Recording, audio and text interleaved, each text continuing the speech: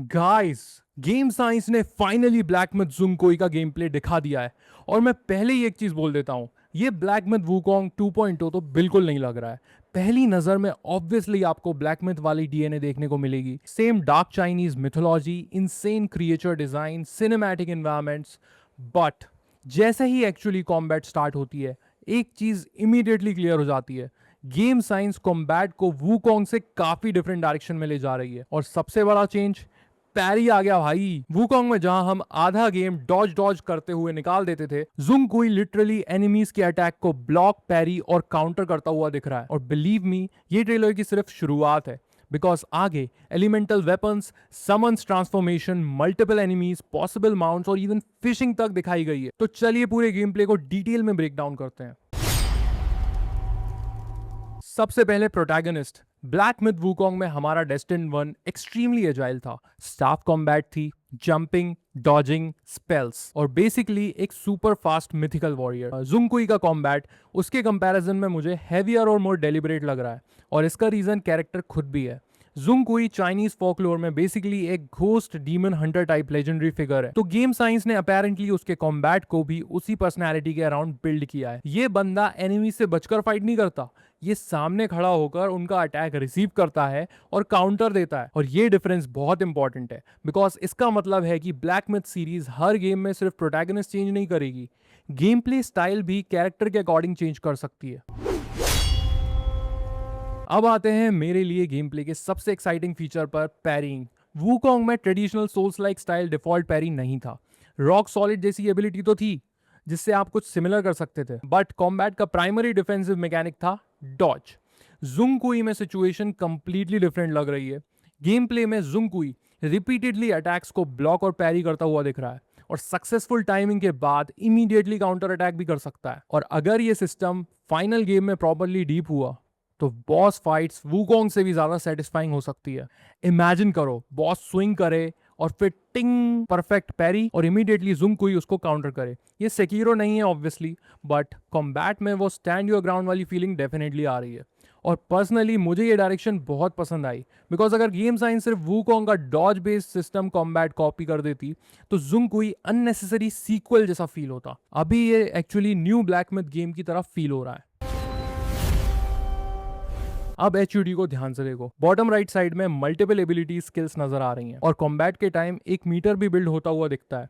ये सिस्टम मुझे वुकोंग के फोकस पॉइंट की याद दिलाता है, बट डिफरेंस ये है कि यहाँ स्किल्स अपेरेंटली स्वॉर्ड टेक्निक से कनेक्टेड हो सकती हैं।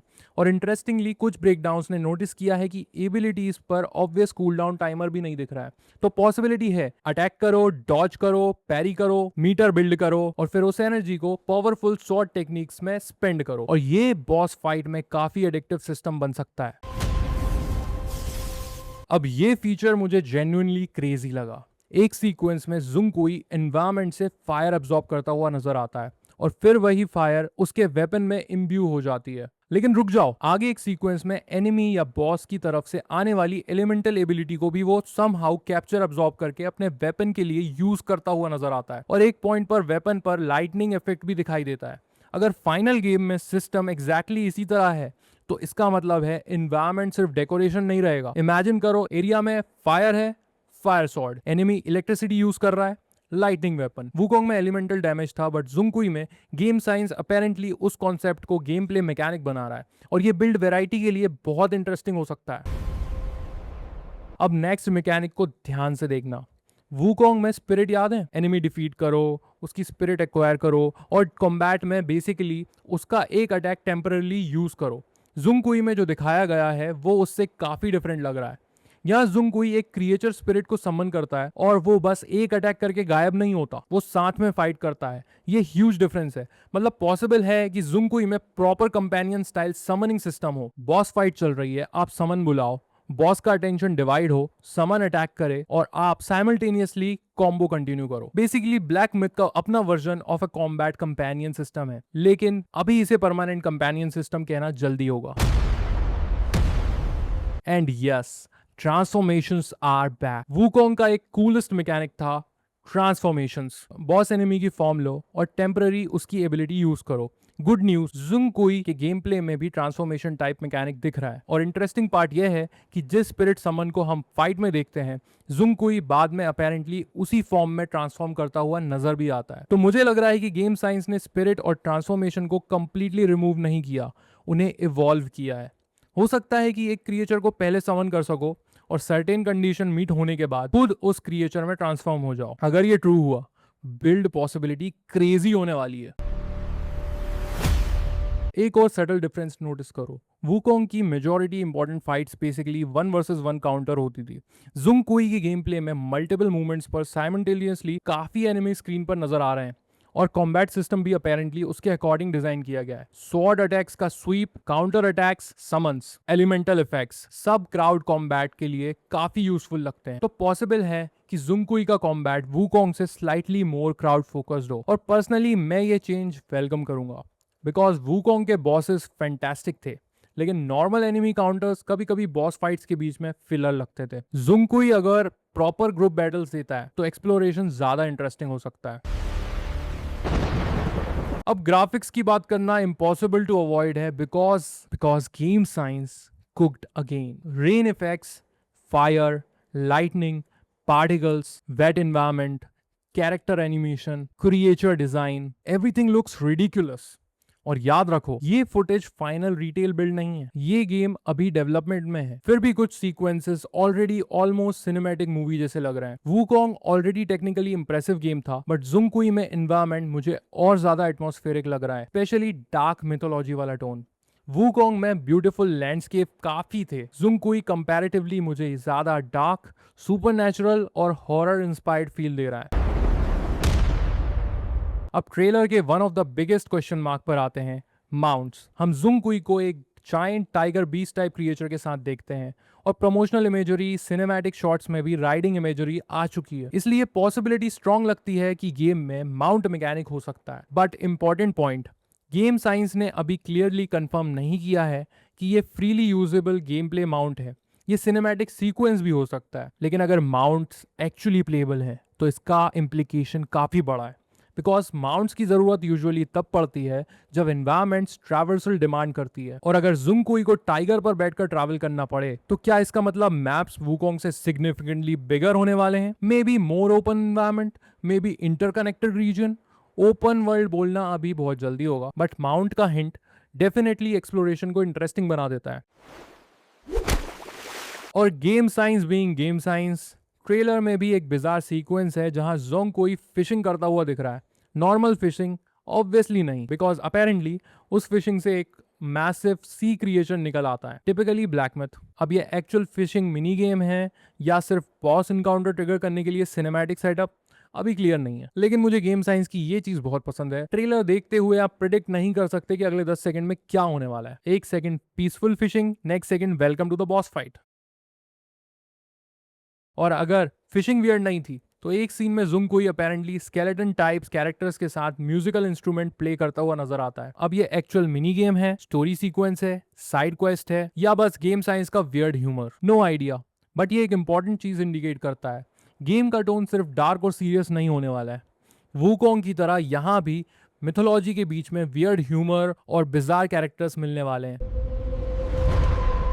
अब जिन लोगों ने वुकोंग खेला है बट चाइनीज मैथोलॉजी नहीं जानते, उनके लिए क्विक कॉन्टेक्स्ट। सन वुकोंग और जुंग कुई कंप्लीटली डिफरेंट कैरेक्टर है। जुंग कुई चाइनीज फोकलोर में कॉमनली घोस्ट और इविल स्पिरिट को सबड्यू कैच करने वाला लेजेंडरी फिगर के रूप में जाना जाता है। Wukong the rebellious monkey king. Jong कुई का फैंटेसी आर्च टाइप ज्यादा है, डीमन हंटर टाइप, और इसी वजह से गेम का darker super natural tone perfect sense बनाता है। गेम साइंस के पास घोस्ट, डीमंस और चाइनीज फोकलोर के बिजार क्रिएचर एक्सप्लोर करने के लिए बहुत बड़ा प्लेग्राउंड है। और अगर वुकोंग ने जर्नी टू द वेस्ट को अपने डार्क इंटरप्रिटेशन में प्रेजेंट किया था, तो जुंग कुई पोटेंशियली चाइनीज गोस्ट फोकलोर के साथ वही काम कर सकता है। और मेरे अकॉर्डिंग सबसे एक्साइटिंग पॉइंट यह है, गेम साइंस ने बेसिकली कंफर्म कर दिया है कि ब्लैक मिथ सिर्फ वुकोंग की फ्रेंचाइजी नहीं है, ये चाइनीज मिथोलॉजी बेस्ड एक लार्जर सीरीज बन रही है। आज जुंग कुई है, कल थ्योरेटिकली कोई और लेजेंडरी चाइनीज कैरेक्टर हो सकता है। मतलब इमेजिन करो, black myth Wukong, black myth Zhong Kui, और फ्यूचर में completely different mythology, different protagonist, different combat mechanics, but same dark black myth identity. अगर गेम साइज इस फॉर्मूला को प्रॉपरली एग्जीक्यूट करता है तो ये गेमिंग के लिए इंसेन एंथोलॉजी स्टाइल फ्रेंचाइजी बन सकती है।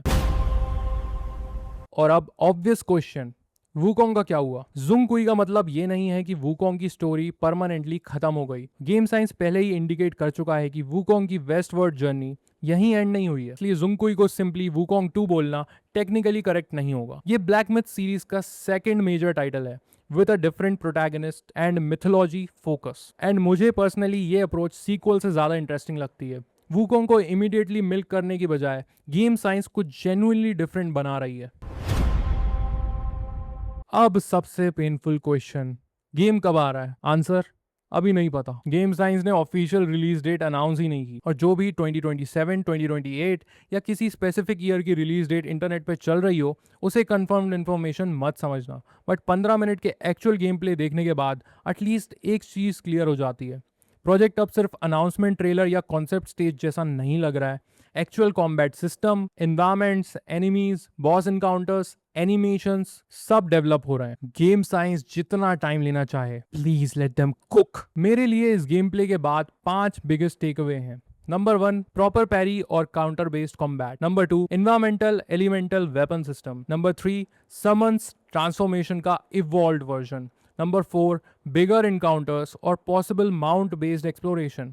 और नंबर 5, जुंगकुई वूकोंग का रीस्किन नहीं है।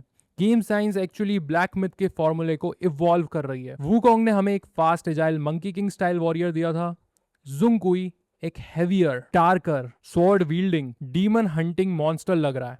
और अगर ये सिर्फ अर्ली गेम प्ले है, फाइनल गेम देखना जेन्युइनली इनसेन होने वाला है। लेकिन अब मुझे आपसे एक क्वेश्चन पूछना है, आपको वूकोंग का डॉज बेस्ड कॉम्बैट सिस्टम ज्यादा पसंद था या जुंगकुई का नया पैरी प्लस काउंटर बेस्ड कॉम्बैट ज्यादा इंटरेस्टिंग लग रहा है? और सेकंड क्वेश्चन, क्या आपको लगता है कि टाइगर एक्चुअली प्लेबल माउंट होगा? कमेंट में जरूर बताना। और अगर ब्लैक मिथ जुंगकुई के हर major update, game play breakdown और इवेंचुअली बॉसेस गाइड देखना चाहते हो तो चैनल को सब्सक्राइब कर लेना, बिकॉज गेम साइंस ने एक बार फिर कुकिंग स्टार्ट कर दी है।